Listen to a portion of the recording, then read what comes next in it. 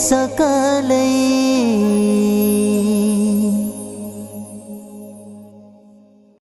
بسم اللہ الرحمن الرحیم اللہم صلی علی محمد وعلی آل محمد مبارک وسلم۔ السلام علیکم ورحمۃ اللہ وبرکاتہ۔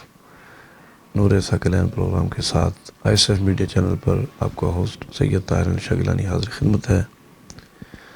آج ایک بہت ہی کریٹیکل اور امپورٹنٹ ایشو پہ ہم آپ کے سامنے حاضر ہیں۔ بالخصوص آپ کی فیڈ بیک کا بہت شکریہ محسن بھائی، آپ نے ایک حدیث کے متعلق ہمیں متوجہ کیا ہے۔ ہمارے ساتھ ایز یوزول قبلہ والد گرامی حضور تشریف فرمائے، ویلکم۔ تو حضور جو محسن بھائی نے ہمیں کامنٹ کیا ہے، فیڈ بیک دی ہے، وہ ناظرین کو بھی بتاتے چلیں کہ کچھ سوشل میڈیا پہ حضرات نے ایک حدیث کے حوالے سے گفتگو کی ہے کہ وہ نبی پاک صلی اللہ علیہ وآلہ وسلم کا فرمان ہے کہ میں کسی کو بچا نہیں سکتا، اپنی بیٹی کو بھی بالخصوص شہزادی کائنات سیدہ فاطمہ الزہرا سلام اللہ علیہ کے متعلق کچھ ارشاد اس طرح فرمایا ہے۔ تو آئیے حضور آپ سے تھوڑا کلیئر فرمائیں کہ یہ تو اختیارات اور حضرت سرکار کی شفاعت کا کیا کوئی اس کا معاملہ نکلتا ہے؟ نحمدہ ونصلی ونسلم علی رسولہ الکریم وعلی آلہ واصحابہ اجمعین۔ جہاں تک سرکار دو عالم صلی اللہ تعالیٰ علیہ وآلہ وسلم کے اختیارات کی بات ہے، پروردگار عالم جل جلالہ عما نوالہ نے آپ کو مختار بنایا، اختیارات عطا کیے، اس پہ ہم انشاءاللہ مستقل پروگرام کریں گے سبحان اللہ۔ بے توفیقہ تعالی۔ آج صرف اتنا عرض کر دوں کہ حاکم حکیم داد و دوا دیں یہ کچھ نہ دیں۔ حاکم حکیم داد و دوا دیں یہ کچھ نہ دیں، مردود یہ مراد کس آیت خبر کی ہے؟ قرآن مجید کے آیات، رسول اللہ صلی اللہ تعالیٰ علیہ وآلہ وسلم کی احادیث حضور کے خدا داد اختیار پر شاہد ناطق ہیں۔ اللہ سبحان اللہ، بے شک۔ اور پھر رہ گئی بات عقیدہ شفاعت کی، تو عقیدہ شفاعت بھی حق ہے، اور قرآن مجید کی بکثرت آیات سے اور سرکار دو عالم صلی اللہ تعالیٰ علیہ وآلہ وسلم کی احادیث جو تواتر معنوی تک پہنچی ہوئی، ماشاءاللہ، ان میں رسول اللہ صلی اللہ تعالیٰ علیہ وسلم کی شفاعت ثابت، ماشاءاللہ۔ اور یہاں تک کہ بخاری مسلم میں شفاعت کی حدیثیں موجود ہیں، ماشاءاللہ۔ اور ترمذی شریف کی مشہور حدیث رسول اللہ صلی اللہ تعالیٰ علیہ وسلم نے ارشاد فرمایا، شفاعتی لأہل الکبائر من امتی، اور کما قال علیہ السلام، سبحان میری شفاعت تو امت کے بڑے بڑے گناہ گاروں کے لیے بھی ہو۔ اللہ، سبحان تو امت کے گناہ گاروں کی شفاعت کریں گے، اپنی بیٹی کی نہیں کر سکتے؟ اللہ اکبر، معاذ اللہ ثم علیاذ باللہ۔ یہ کیسا گندا عقیدہ ہے گندہ ہے۔ کہ یہاں تک کہ یہ حدیث مسجد نبوی مدینہ شریف، مسجد نبوی شریف میں جو کتبے لگے ہوئے ہیں وہاں بھی لکھی ہوئی موجود ہے کہ حضور کی شفاعت حق ہے، جو شفاعت کا منکر ہوگا وہ اسے شفاعت نہیں ملے گی، اللہ اللہ، وہ شفاعت کا حقدار نہیں ہوگا۔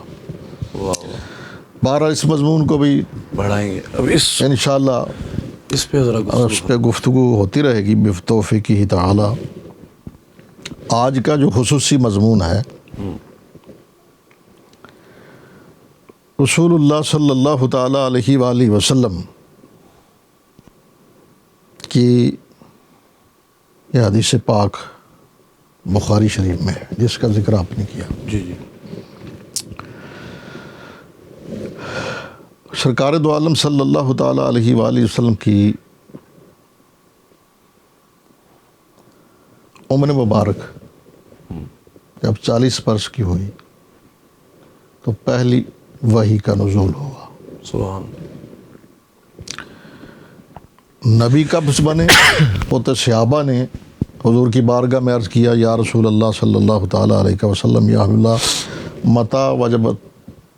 متا وجبت لک النبوہ، آپ کو نبوت کب ملی، نبی کب بنے؟ تو فرمایا میں اس وقت بھی نبی تھا.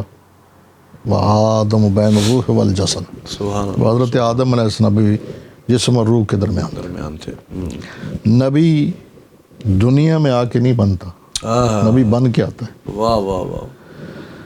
مگر وحی کے نزول کا آغاز، اعلان نبوت، اظہار نبوت، وحی کا آغاز جو ہے وہ اس وقت ہوا جب رسول اللہ صلی اللہ تعالیٰ علیہ وآلہ وسلم کی عمر مبارک 40 برس کی ہوئی. اور پہلی وحی جیسا کہ مشہور و معروف ہے قار حرا میں اقرا بسم ربک الذی خلق، سورہ علق کی پہلی 5 آیات نازل ہوئیں. اب دیکھنا یہ ہے کہ بخاری شریف میں یہ جو حدیث آئی ہے یہ کس ضمن میں ہے؟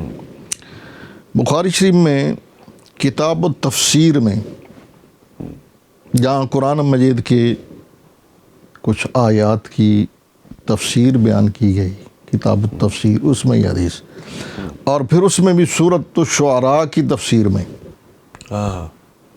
اور پھر سورۃ الشعراء کی ایک مخصوص آیت ہے، آیت نمبر 214، اچھا، وَأَنذِرْ عَشِيرَتَكَ الْأَقْرَبِينَ. اللہ. یا رسول اللہ صلی اللہ تعالیٰ علیہ وسلم، یا حبیب اللہ، آپ اپنے قریبی رشتہ داروں کو ڈرائیے. اس آیت کے نزول پر یہ حدیث کی روایت ہے بخاری میں یہ. اچھا اچھا اچھا اچھا. سب سے پہلے تو یہ دیکھنا ہے کہ یہ آیت کب نازل ہوئی. رسول اللہ صلی اللہ تعالیٰ علیہ وآلہ وسلم، جیسا کہ میں نے عرض کیا، پہلی وحی 40 برس کی عمر مبارک میں. اس کے بعد جب سرکار دو عالم صلی اللہ تعالی وسلم پر وحی کا آغاز ہوا تو اور سورہ علق کی ابتدائی 5 آیات نازل ہوئیں. کچھ عرصے کے بعد پھر سورہ مدثر کی آیات نازل ہوئیں. یا ایھا المدثر قم فانذر، یہ چادر اوڑھنے والے اٹھیے اور ڈرائیے. واہ. قم فانذر، اٹھیے اور ڈرائیے. تو رسول اللہ صلی اللہ تعالیٰ علیہ وسلم نے کمر ہمت باندھی، توحید و رسالت اور حق کا علم بلند کرتے ہوئے آپ نے تبلیغ کا آغاز فرمایا. سرکار دو عالم صلی اللہ تعالیٰ علیہ وآلہ وسلم 3 سال تک پوشیدہ طور پر تبلیغ فرماتے رہے. تیسرے سال اس آیت کا نزول ہوا، وانذر عشیرتک الاقربین. اے محبوب علیہ السلام، اپنے قریبی رشتہ داروں کو ڈرائیے. پہلی بات تو یہ سمجھ لیں کہ تبلیغ کا آغاز اپنے گھر سے، اپنے خاندان سے، اپنے رشتہ داروں سے ہونا چاہیے. واہ واہ واہ، بہت خوب. جو اپنے گھر کی خبر نہیں اور بستر اٹھا کر گلی گلی شہر شہر تبلیغ کا جو ہے نا وہ چکر چلاتے ہیں، ان کو یہ بات سمجھنی چاہیے کہ اس سے یہ بات سمجھ آئے کہ رب نے اپنے محبوب کو حکم دیا کہ آغاز گھر سے کرنا ہے. واہ واہ. دوسری بات یہ ہے کہ جب رسول اللہ صلی اللہ تعالیٰ علیہ وآلہ وسلم اپنے قریبی رشتہ داروں کو ڈرائیں گے، تبلیغ فرمائیں گے، تو اپنے خاندان پہ جب حجت قائم ہو جائے گی تو دوسرے لوگوں کے لیے حجت ہو جائے گی، اور ان کے لیے انکار کی، آپ کی دعوت کو مسترد کرنے کی گنجائش باقی نہیں رہے گی. قصہ مختصر کی یہ متفقہ بات ہے کہ 3 سال کے بعد یہ آیت نازل ہوئی. سبحان اللہ. یعنی رسول اللہ صلی اللہ تعالیٰ علیہ وآلہ وسلم کی عمر مبارک اس وقت 43 برس تھی. اب اس آیت کی تفسیر میں بخاری شریف میں یہ حدیث 2 روایتیں، اچھا جی 2 روایتیں ہیں.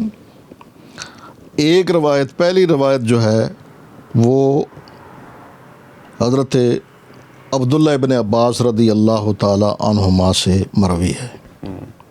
کتنی روایتیں؟ 2.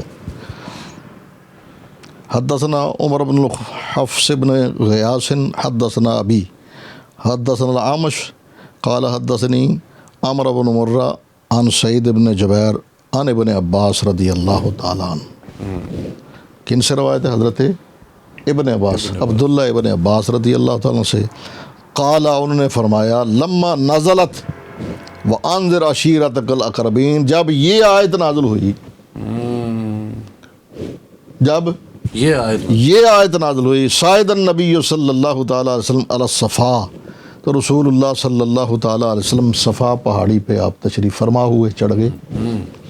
اور پھر آپ نے فجالا ینادی، آپ نے یہ ندا شروع فرمائی، بلند آواز سے آپ فرما رہے تھے، یا بنی فہر یا بنی عدی لبطون قریش، قریش کے قبیلوں کو آپ نے آواز دی. ٹھیک ہے. مختصر یہ کرتے ہیں کہ لوگ جمع ہو گئے، اکٹھے ہو گئے. یا قریشی جو ہیں قبیلے جمع ہو گئے. جو نہیں جا سکتا اس نے اپنا قاصد بھیج دیا کہ جاؤ پتہ لگاؤ کیا ہو گیا. تو رسول اللہ صلی اللہ تعالیٰ وسلم، اچھا یہاں تک کہ فجاء ابو لہب و قریش، ابو لہب بھی آ گیا، قریشی آ گئے. تو رسول اللہ صلی اللہ تعالیٰ علیہ وسلم نے ارشاد فرمایا کہ اگر میں تمہیں کہوں، خبر دوں، اس پہاڑ کے پیچھے ایک لشکر آ رہا ہے، تم پر حملہ ہوگا، تصدیق کرو گے، مانو گے؟ انہوں نے کہا جی ضرور مانیں گے، اس لیے کہ آپ نے کبھی جھوٹ نہیں بولا، ہمارا تجربہ ہے آپ ہمیشہ سچ بولتے ہیں. ٹھیک ہے. اس وقت رسول اللہ صلی اللہ تعالیٰ علیہ وسلم نے ارشاد فرمایا فَإِنِّي نَذِيرٌ لَكُمْ بَيْنَ يَدَيْ عَذَابٍ شَدِيدٍ. آپ نے ارشاد فرمایا کہ پس میں تمہیں سخت عذاب سے ڈرانے والا ہوں جو تمہارے سامنے ہے. ٹھیک ہے جی. اس پر ابو لہب نے وہ گستاخی کی اور تبت یدا ابی لہب وتب ما اغنی عنہ مالہ وما کسب، یہ صورت نازل ہوئی. یہ روایت اتنی ہے. اچھا، یہ جو حضرت عبداللہ ابن عباس رضی اللہ تعالیٰ سے روایت ہے یہ اتنی ہے، بس اس میں کسی ہستی کا منشن نہیں ہے. اب دوسری روایت جو ہے اس کے راوی ہیں حضرت ابو ہریرہ رضی اللہ تعالیٰ عنہ. حدثنا ابو الجمان اخبرنا شعیب عن الزہری قال اخبرنی سعید بن المسیب و ابو سلمۃ بن عبد الرحمن ان ابا ہریرہ رضی اللہ عنہ قال. اس کے راوی کون ہے؟ حضرت ابو ہریرہ رضی اللہ تعالیٰ عنہ. انہوں نے کہا قام رسول اللہ صلی اللہ تعالیٰ علیہ وسلم حین انزل اللہ انذر عشیرتک الاقربین، جب یہ آیت نازل ہوئی اس وقت رسول اللہ صلی اللہ تعالیٰ علیہ وسلم آپ کھڑے ہوئے، آپ تشریف لائے. آپ نے کھڑے ہو کر فرمایا یا معاشر قریش اور کلمۃ نحوہا، حضور نے قریش کو پکارا، بلایا، ان سے فرمایا اشتروا انفسکم لا اغنی عنکم من اللہ شیئا، اپنے نفسوں کو خرید لو، یعنی عذاب سے بچا لو، میں تمہیں بچا نہیں سکتا. تمہیں اللہ کے عذاب سے بالکل بچا، جب میری دعوت کو قبول نہیں کرو گے تو عذاب سے بچ نہیں سکتے.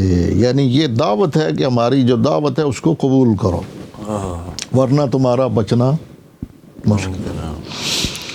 پھر آپ نے فرمایا یا بنی عبد مناف، یا بنی عبد مناف سے فرمایا لا اغنی عنکم من اللہ شیئا، وہی ارشاد فرمایا. پھر فرمایا یا عباس بن عبد المطلب، حضرت عباس بن عبد المطلب فرمایا لا اغنی عنک من اللہ شیئا.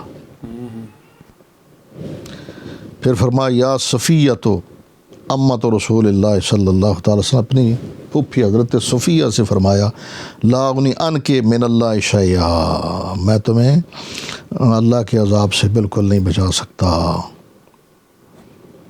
ترجمہ کرنے والوں نے اس طرح کے ترجمے کیے، یعنی مقصد یہ ہے کہ ان کو آپ توحید و رسالت کی دعوت دے رہے ہیں، اسلام کی دعوت دے رہے ہیں کہ اگر اس کو قبول نہیں کرو گے تو پھر تم عذاب سے بچ نہیں سکتے۔ آخری جملہ اس میں یہ ایڈ کیا گیا، یا فاطمہ بن محمد، اے فاطمہ بنت محمد صلی اللہ علیہ وسلم، سلینی ما شئت من مالی، تو میرے مال میں سے، تم میرے مال سے جو چاہو سوال کرو، میرے مال میں سے جو چاہو سوال کرو، لا اغنی ان کے من اللہ شیئا، میں تمہیں اللہ سے بے پرواہ نہیں کر سکتا۔ یا اسی طرح ترجمہ کرنے والے کرتے ہیں کہ تمہیں عذاب سے۔ ہاں اب یہ دیکھیے دونوں روایتیں مرسل ہیں۔ یہ مرسل کیا؟ مرسل حدیث کی وہ قسم ہے جس میں روایت کے سند کے آخر میں اخیر سے ایک راوی ساکت ہو۔ اچھا، یوں سمجھیے ان دونوں روایتوں کے بارے میں، جیسے میں نے کہا مرسل ہیں، معنی یہ بنا کہ آیت کب نازل ہوئی؟ جب حضور کی عمر مبارک ہے۔ ہجرت کب ہوئی؟ جب حضور کی عمر مبارک تھی 53۔ ہجرت سے 10 سال پہلے یہ آیت نازل ہوئی۔ صحیح ہو، آپ نے ذرا حساب رکھنا ہے، ٹھیک ہو گیا، ہجرت سے 10 سال پہلے یہ آیت نازل ہوئی۔ حضرت عبداللہ ابن عباس رضی اللہ تعالیٰ عنہما اس وقت پیدا بھی نہیں ہوئے تھے۔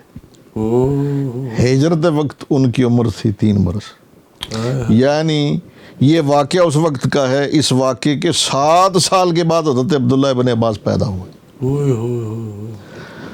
بہرحال اس پہ ہم بحث نہیں کرتے، اس لیے کہ اس میں سیدہ کائنات کو کوئی ذکر نہیں آیا۔ اب یہ دوسری روایت جو ہے حضرت ابو ہریرہ رضی اللہ تعالیٰ عنہ، حضرت ابو ہریرہ رضی اللہ تعالیٰ عنہ نہ مکہ شریف کے رہنے والے ہیں نہ مدینہ شریف کے رہنے والے ہیں، یہ یمن کے رہنے والے ہیں، اور 7 ہجری کا جب خیبر فتح ہو اس وقت یہ حضور کی بارگاہ میں آئے، تو 7 سال وہ اور 10 پہلے ان کی سے 17 سال پہلے کا واقعہ ہے۔ ٹھیک ہو گیا جی؟ تو اس لیے روایت ظاہر ہے انہوں نے کسی سے سنا ہوگا، کس سے سنا، اور راوی ساکت ہے، اس لیے اس کو کہتے ہیں مرسل۔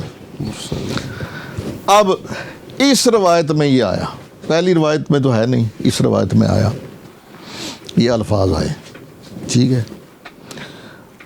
اب بتائیے امام الانبیاء سرکار دو عالم صلی اللہ تعالیٰ علیہ وآلہ وسلم کی بیٹیاں کتنی؟ 4۔ کتنی بیٹیاں؟ 4 ہیں، حضرت زینب، حضرت رقیہ، حضرت ام کلثوم اور حضرت فاطمہ سلام اللہ تعالیٰ علیہم اجمعین، سلام اللہ تعالیٰ علیہن اجمعین۔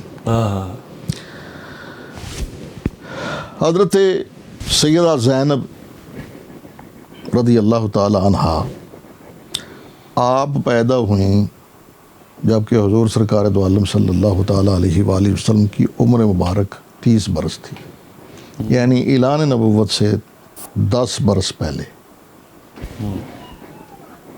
اور یہ آیت کب نازل ہوئی؟ اعلان نبوت کے 3 سال بعد۔ تو اس وقت حضرت سیدہ زینب کی عمر کتنی ہے؟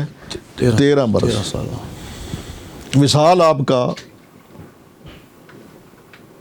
کا وصال غالباً 8 ہجری ہے۔ 13 سال کی جو بڑی صاحبزادی ہیں ان سے حضور نے نہیں فرمایا۔ پوائنٹ، واہ۔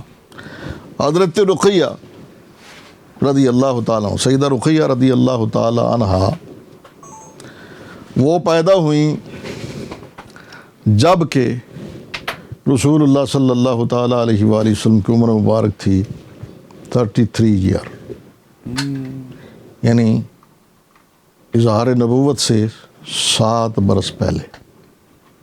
ٹھیک ہے جی؟ ایسے تو 3 برس وہ 10 سال ہوگا.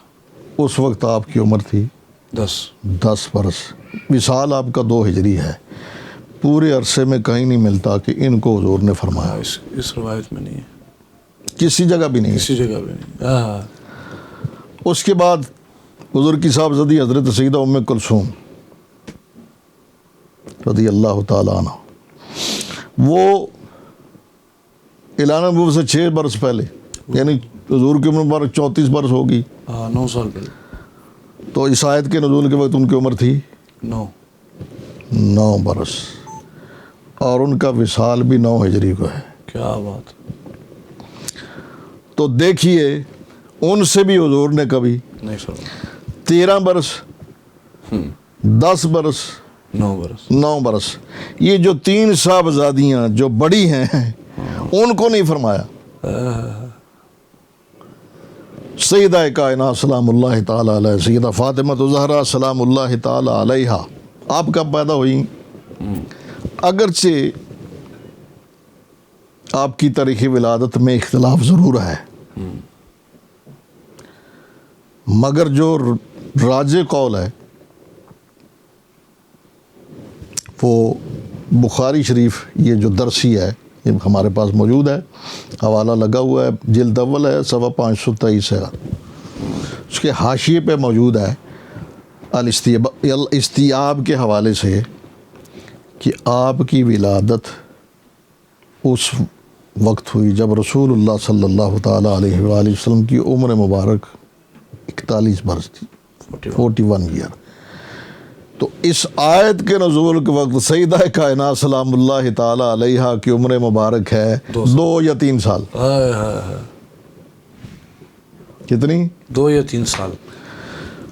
اور اختلاف سے بچتے ہوئے یہ تو پکی بات ہے کہ ان تینوں صاحبزادیوں سے آپ عمر میں کم, اس پہ تو کوئی اختلاف نہیں نا. کوئی اختلاف. تو 3 صاحبزادیاں جو بالغ ہیں ان کو نہ فرمانا,